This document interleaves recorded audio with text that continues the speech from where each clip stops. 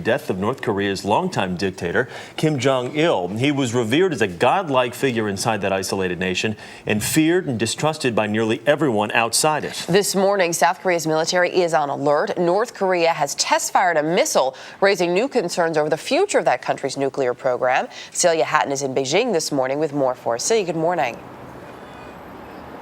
Good morning. Well, the death of Jong Il has put governments across Asia into crisis mode as they try to decide whether it's possible the country could collapse after the loss of its dictator. The shocked news anchor cried as she announced it.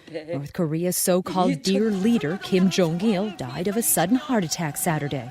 The surprise death of the man who ruled over every aspect of North Korea is creating uncertainty across Asia. Kim named his son, Jong-un, successor to the family dynasty last year, after it was clear he'd suffered some kind of stroke.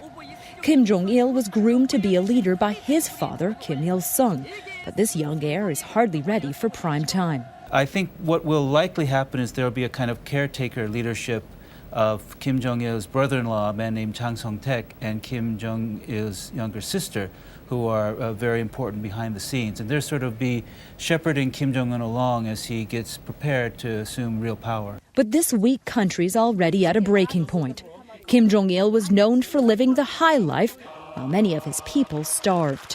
For years, North Korea's only bargaining chip, threats that Kim would ramp up his illicit nuclear weapons program, was used in exchange for food and fuel aid.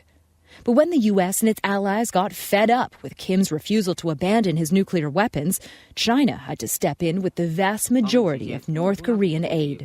But even Chinese leaders were reportedly at the end of their rope with the eccentric Mr. Kim, who spent billions on elaborate plans for a 100th birthday celebration in 2012 honoring his father. North Korea, it was promised, would become a powerful and prosperous nation next year.